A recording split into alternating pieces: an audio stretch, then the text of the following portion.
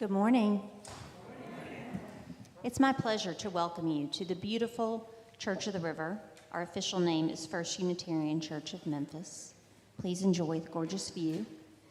We're happy to have you, whether you're visiting for the first time or you're returning, and we welcome everyone who is joining us virtually also. Hope you had a pleasant Thanksgiving. It's a joy to see your faces. I am going to ad-lib a little bit this morning, friends, because it's after Thanksgiving, and well, maybe you, like me, are still in a little bit of a tryptophan haze. So, with full hearts and full stomachs, we welcome you. We welcome you in all genders. We welcome you in all loves. We welcome you in all races and ages and ethnicities and backgrounds. Whoever you are, however you are welcome here, and we are delighted to have you. I invite you to check your order of service for announcements, and there are multiple QR codes for finding out more, getting the newsletter, all the good things. Order of service, it's a good thing. And we have little activities at the back of the sanctuary if you need something to keep your hands busy and your minds calm. This is my gentle reminder also that you can silence your cell phones, please, as we enter into the quiet of worship time. And with no further announcements or blah blah from me, I think that now we can enter into worship with our choir and their introit.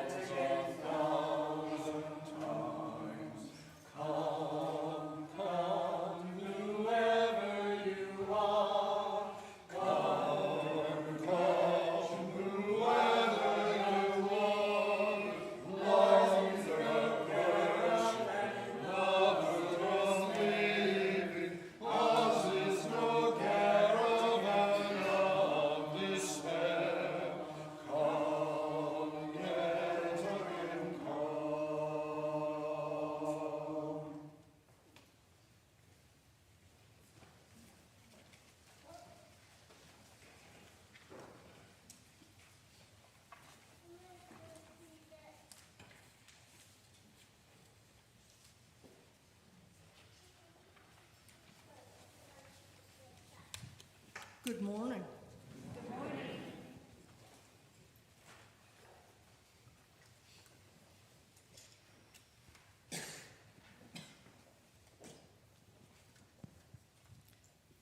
I have done this before.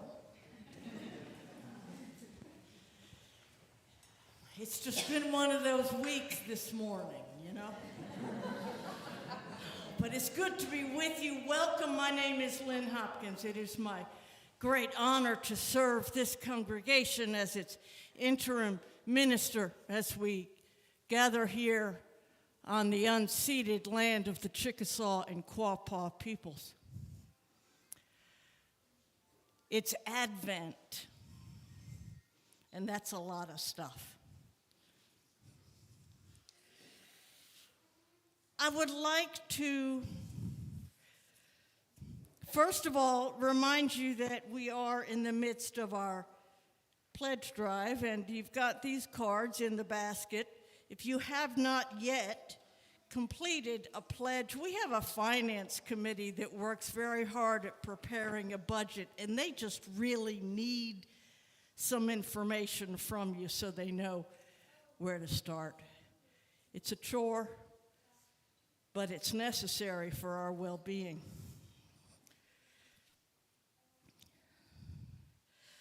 And the other thing, tangentially this morning, I know that my office hours are printed in the order of service. I wanted to give you just advance notice that because of a confluence of events, I will not be in the office for any of those hours this week. I'm still available by appointment. Send me a text. My number is there. But those hours are not in effect for any of those 3 days this week. And now I want to invite you into an hour of worship with these words from the prophetic Unitarian poet, novelist, Frances Ellen Watkins Harper. Though the morning seems to linger o'er the hilltops far away, yet the shadows bear the promise of a brighter coming day. It's Advent. Please join me in speaking aloud the chalice lighting words which are printed in your order of service.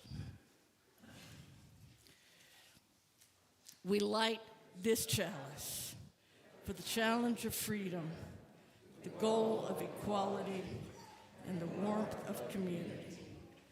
May all who gather here offer and find blessings of acceptance, loving kindness, and a grateful heart.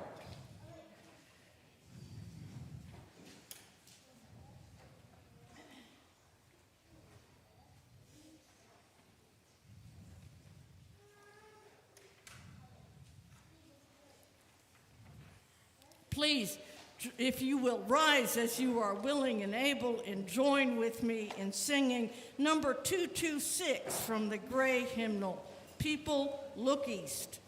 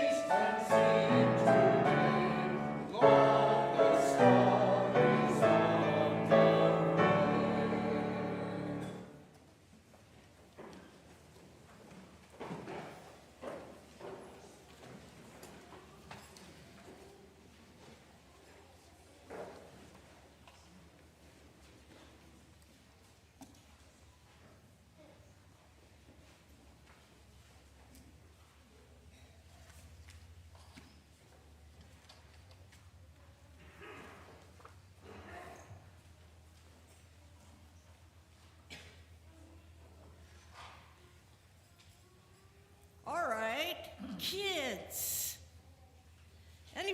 interested in being part of this conversation, come on down, get closer so I can hear you.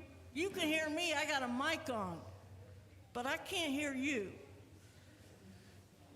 And there's no age limit. Anybody who wants to be part of this conversation, come on down.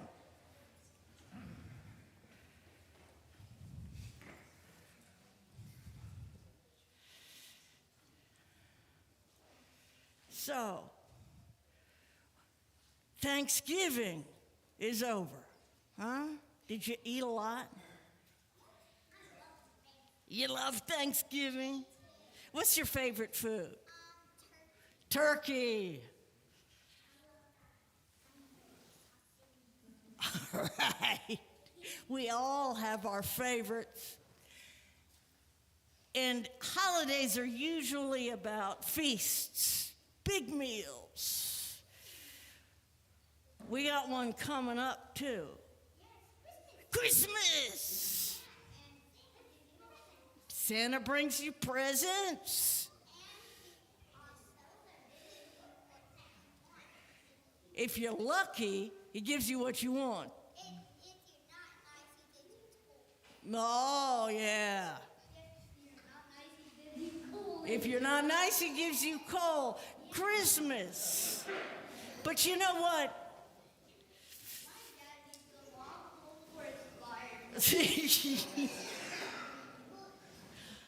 Christmas is a holiday designed to celebrate somebody's birthday. Jesus, yes. Now, some of us think that the birthday of Jesus was really, really important. Some of us think Jesus was a pretty cool guy and had great stuff to say. Some of us aren't even sure Jesus really existed. It doesn't matter. Christmas is still important as a holiday for us. It's a time that we get together with people we care about. We spend time with those we love, we celebrate, and we think about certain things. This Sunday is the beginning of Advent. You know what that means?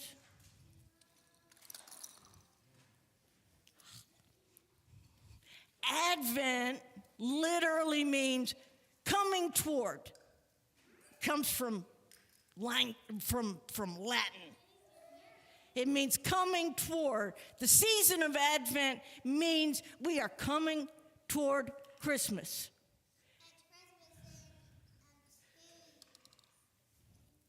2, 4. We got 4 weeks to Christmas.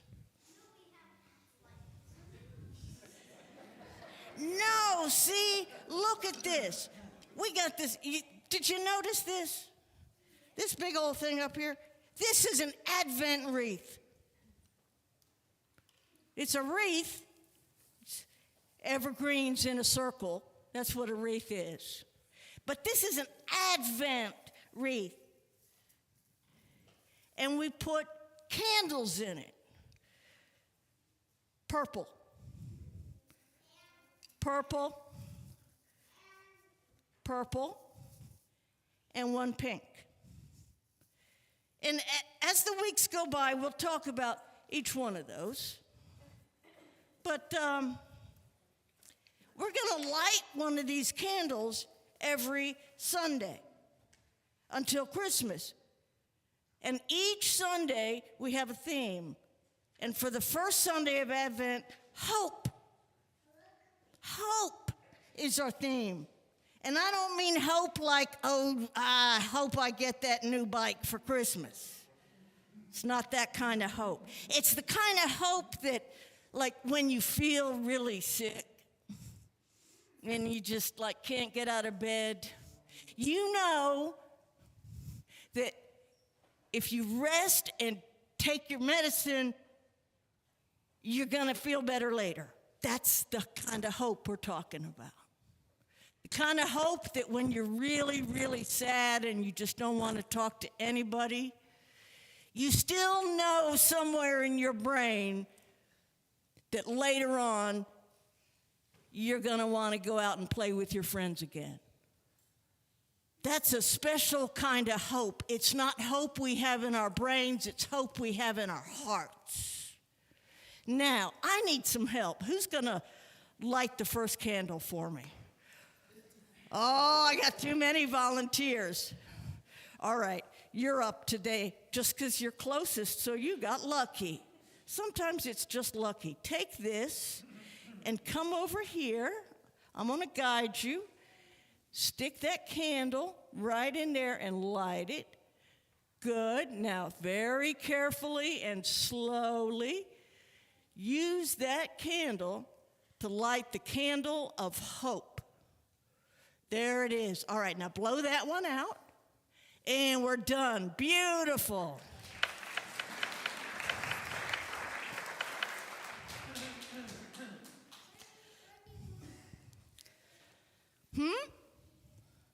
That hope, peace. Oh no! I put the candle.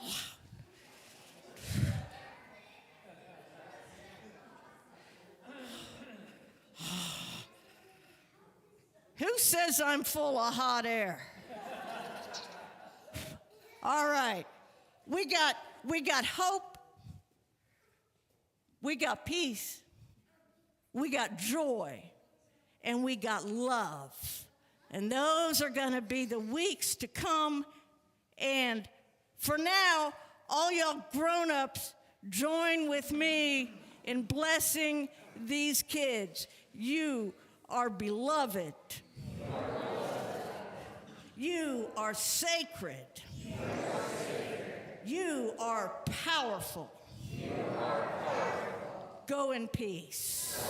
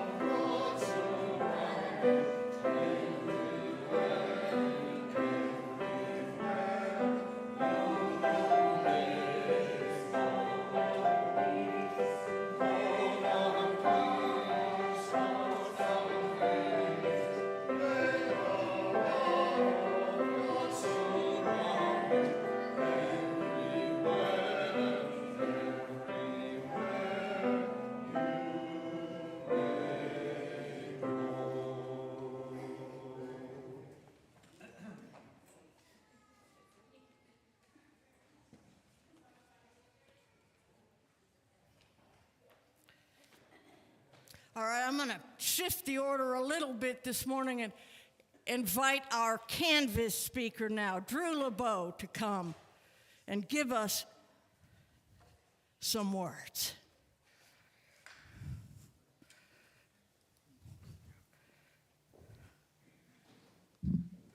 Hi, I'm Drew. I'm new around here a little bit. I started attending the Church of the River in October. So some of you might know me already, but most of you probably won't. I was kind of surprised to be asked to speak for the pledge drive, but I'm happy to, because this is a really great place. I came here kind of on a whim. I was just hoping to find some kind of community during a kind of transition period in my life, and I'm really happy to say that everyone I've talked to here has been very friendly and welcoming. I've enjoyed the services. We live in a time when society is very atomized. People are very separated from each other, and I think it's very important to push your boundaries and try to be part of something that's bigger than yourself. And I think this church is a good something to be part of. I like getting to know people from different backgrounds, different ages, different beliefs, and this is a place where you can do that, and people are united by love and community. So that's why I've been coming back, and that's why I believe it's worth supporting the Church of the River. Thank you.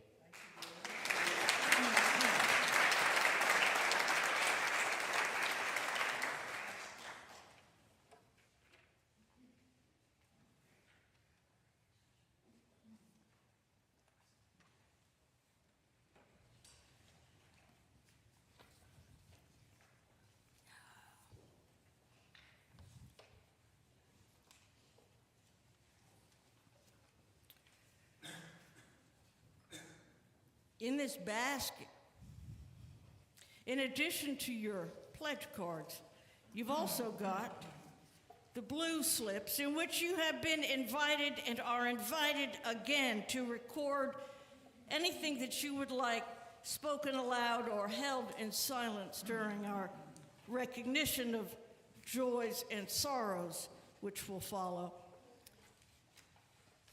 And in this moment, you are invited to participate in the life of this congregation with your contributions of money. There are also other ways to make your contributions.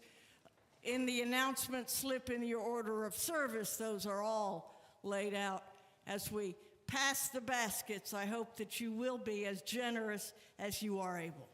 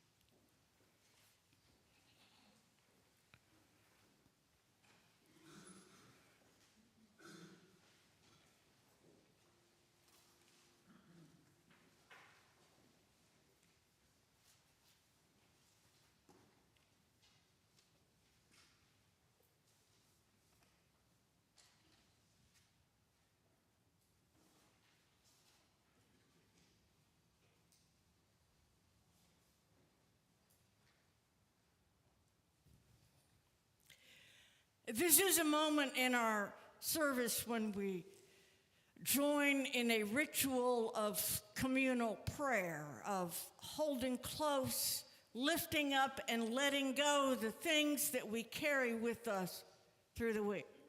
It is a practice that is done mostly in silence, but you are invited to record things that you would like spoken aloud at this time.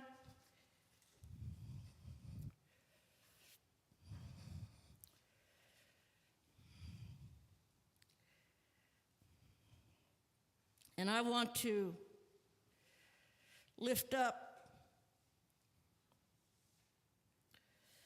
a world that seems eternally and inexorably at war, the violence intensifying in these difficult days.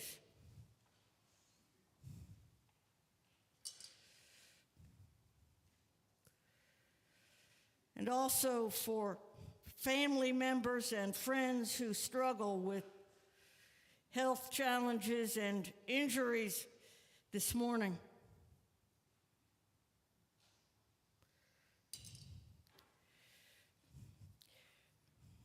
We have from Jake, I was offered a job to become a flight attendant.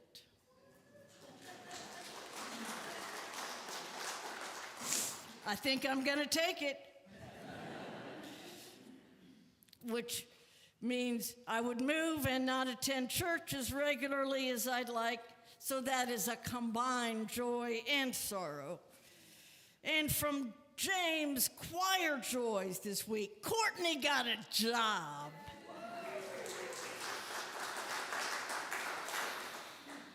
And Nicole is pregnant.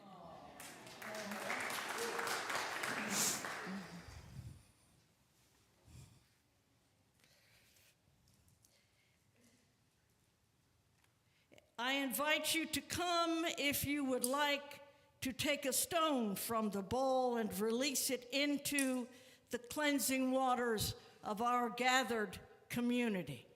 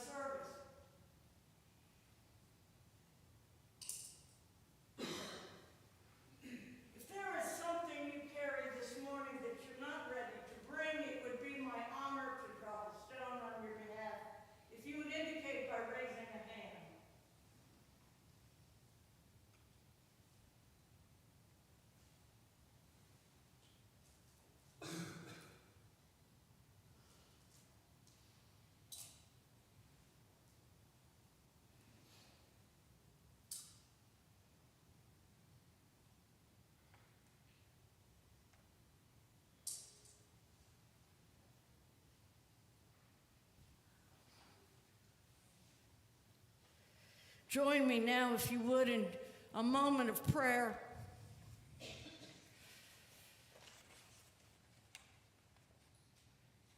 As we gather from our many different paths, we come together as one in this hour and lift up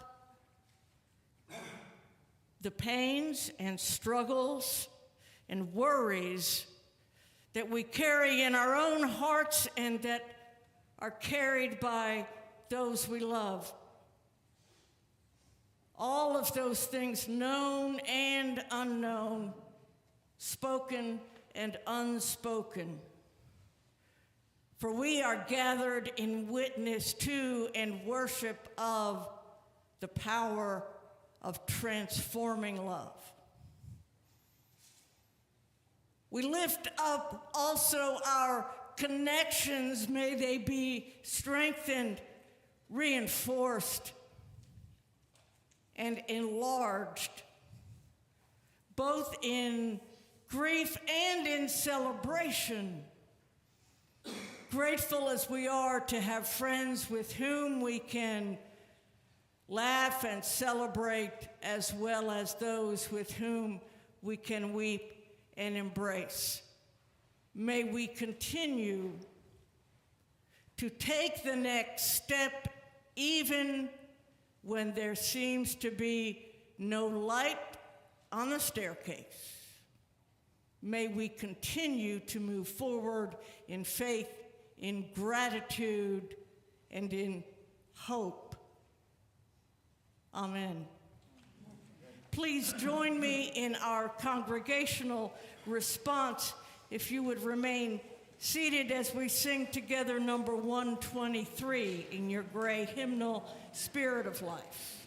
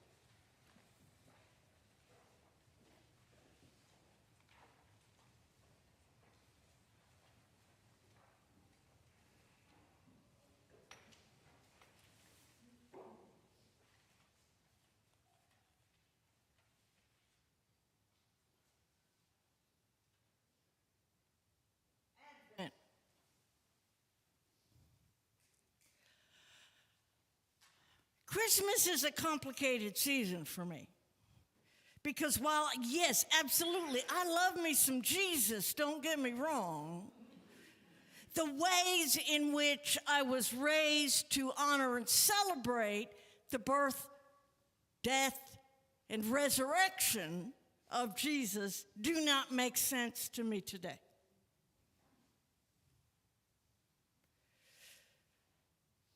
So, what am I to do with Advent? The coming toward. Coming toward what? What is this terrific moment if I do not really think that this infant child was born to save humanity from eternal damnation?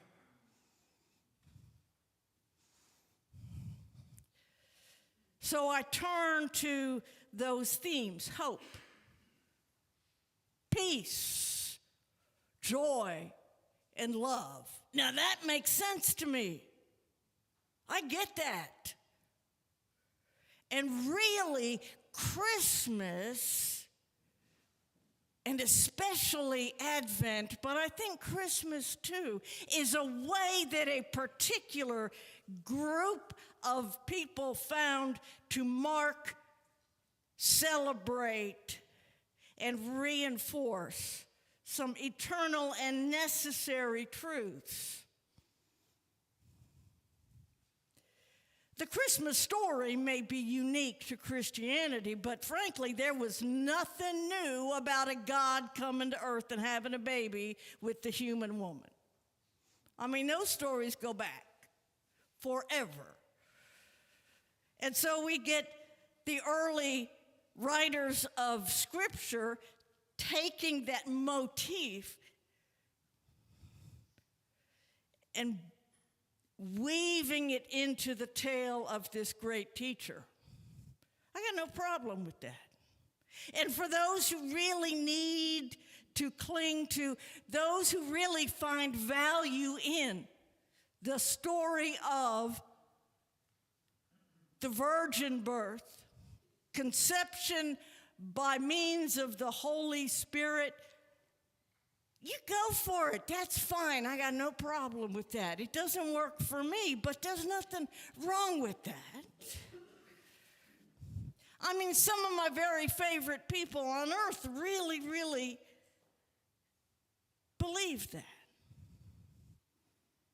And who am I to tell you what God cannot do? So it doesn't hold significance to me, whether or not you believe it. But you know, one thing that does hold significance to me is hope. Hope. Like I told the kids, this is not hope for something. This is not even the hope that we win the next election or raise enough money in the pledge drive, or not even the hope that my kid gets better, or that my sibling survives their injuries. Not even that hope. It's something bigger than that. Something so much bigger than that that it's really different from that.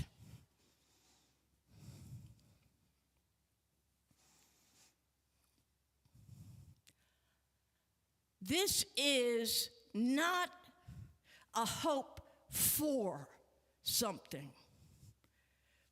but rather a hope because I know, because I have lived it.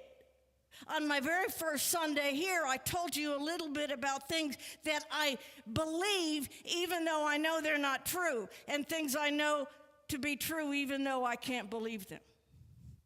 Right? So some things, it just doesn't matter what you think about them.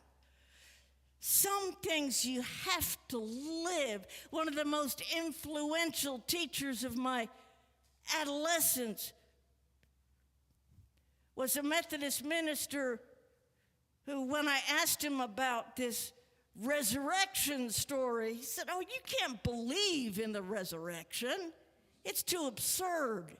You have to experience it." Hope because our great Unitarian Universalist prophet, teacher, James Luther Adams, identified as one of the 5 crucial elements of liberal religion the necessity for and the justification for hope. We need hope. We need it to survive. We cannot get up in the morning or take the effort of preparing food if there is not hope that something will come, something worthwhile. even though we don't know what it is. We need hope to survive because sometimes, I mean seriously sometimes, it's just too hard otherwise.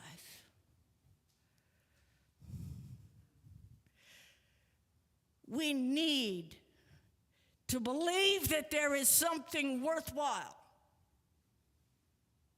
that our efforts and energies are moving us towards something of meaning, even if we are not prepared to say what that meaning is. But more than that, we need it, we also, James Luther Adams insists, if we are honest about our history, human history, there is always cause, reason for hope. There exists, he tells us, within what we know of divine and human power, creative power, there exists there cause for hope.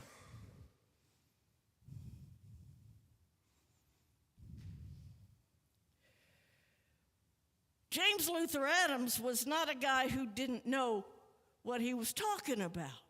This was the guy who went to Europe, to Germany in particular, to study, to advance his ministry studies in Germany in the 30s. And he saw firsthand what happened, and a number of his friends did not survive.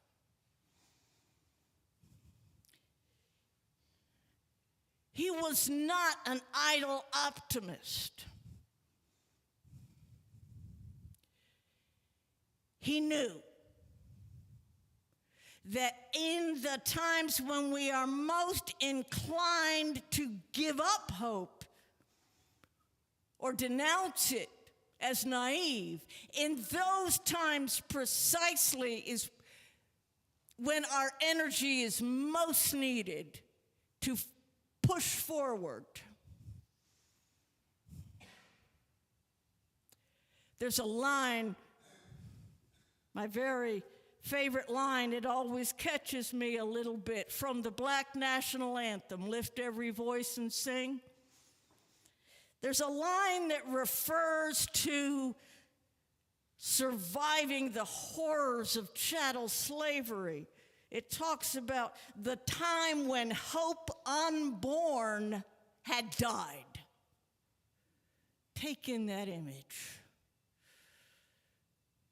Hope unborn had died. I don't know about you, but I know that feeling. I've had those moments of feeling that.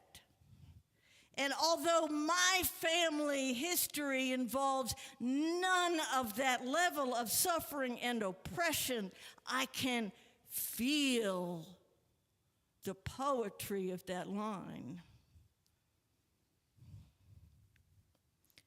This was the place in which James Luther Adams lived and witnessed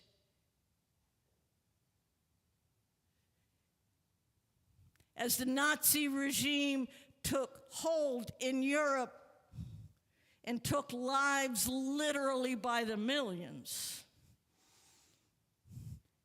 He declared,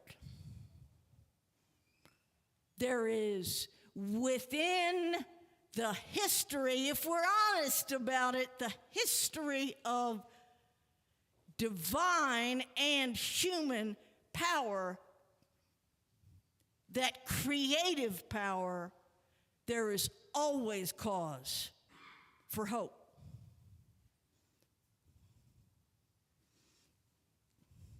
And you know, it's no mistake that that song goes on.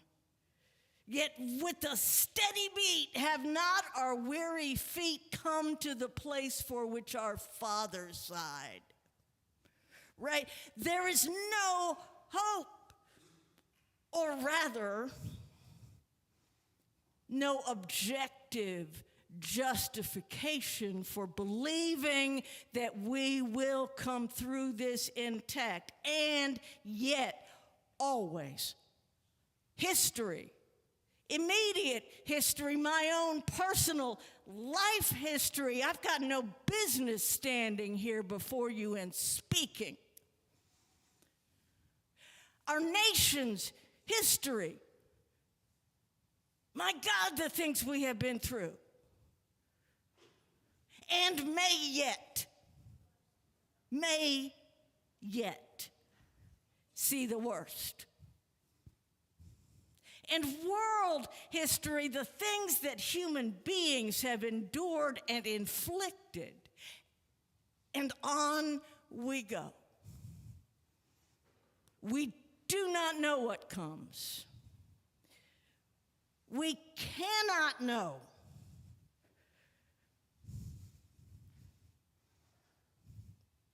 But we do know this. If we are honest about our history,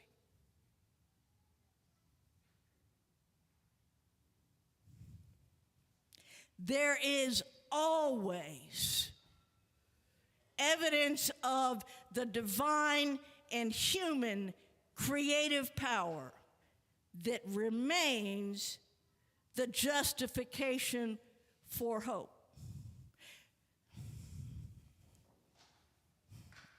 Now, there is one more thing. We depend on hope. We always have hope available to us. But we also are responsible to answer the call that it makes. Because hope is not how we feel about stuff. It's not how we think about stuff. It is both of those things, but it is so much more. If we say we find hope located in the divine and human creative power, then surely hope calls on us to respond.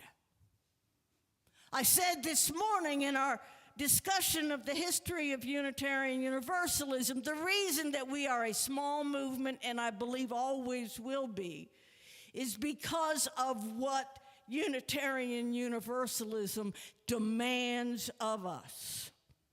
We have the blessing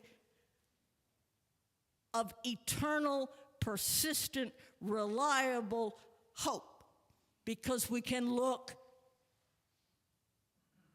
with honesty and humility and open eyes at what we have been through, and we know that hope is always justified.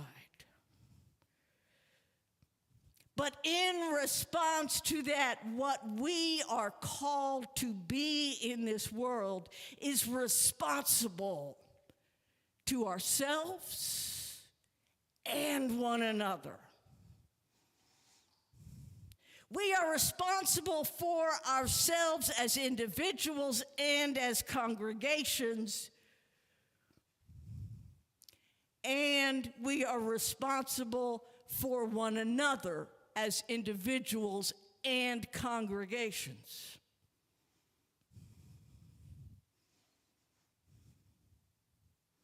That sounds like a lot. But this is what Unitarian Universalism is calling us to recognize the ongoing revelation of hope in the power of love, in the divine and human creative, transforming power of love that we have available to us at all times, what we need to get through. We may not all survive, it's true. But that's not what hope is about. We have always available to us the hope to know that we have what we need to get through. We as a people.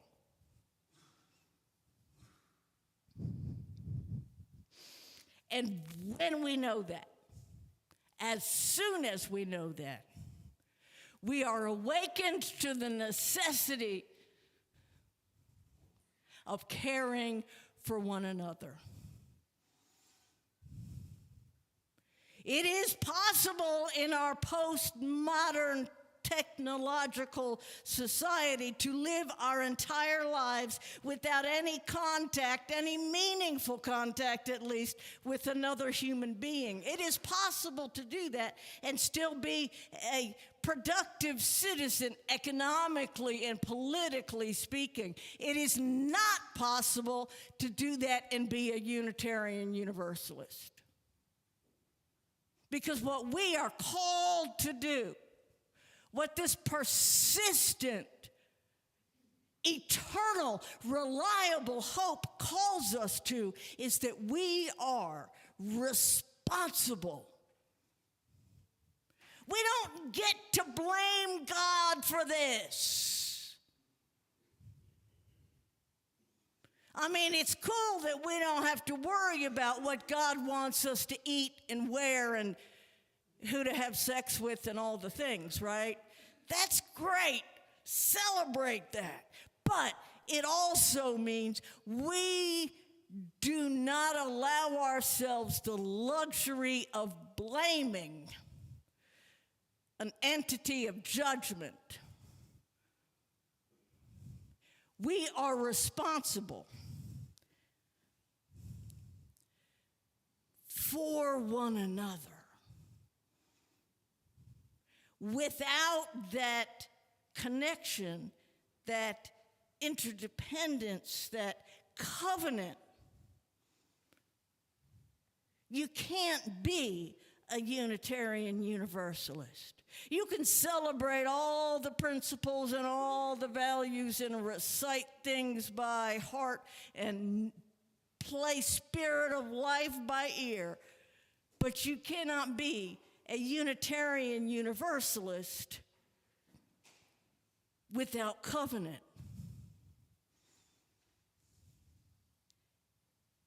And that means that we are responsible for ourselves and one another in congregations and society at large. That is the call of hope. That is the call of peace. That is the call of love. That's the call. Mutuality, connection, covenant. That, maybe could it be that that is what Christmas is about? Please, rise as you are willing and able and join me in singing number 126. Come, thou fount of every blessing.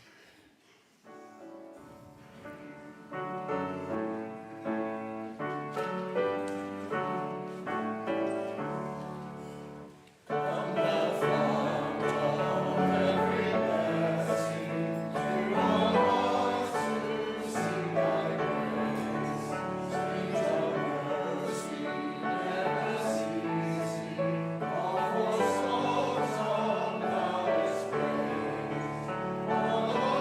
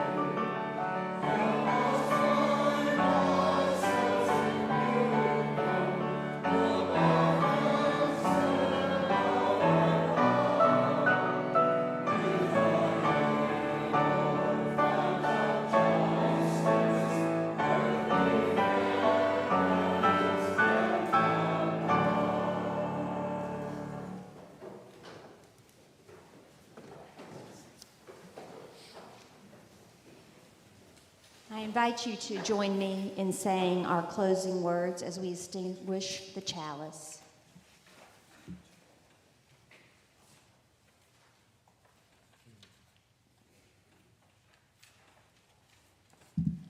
As we extinguish this flame, may the spirit of freedom guide our actions. May equality be our constant pursuit, and may the bonds of community remain strong. May we carry the blessings of acceptance, loving kindness, and a grateful heart with us, that we may offer them to a bruised and hurting world.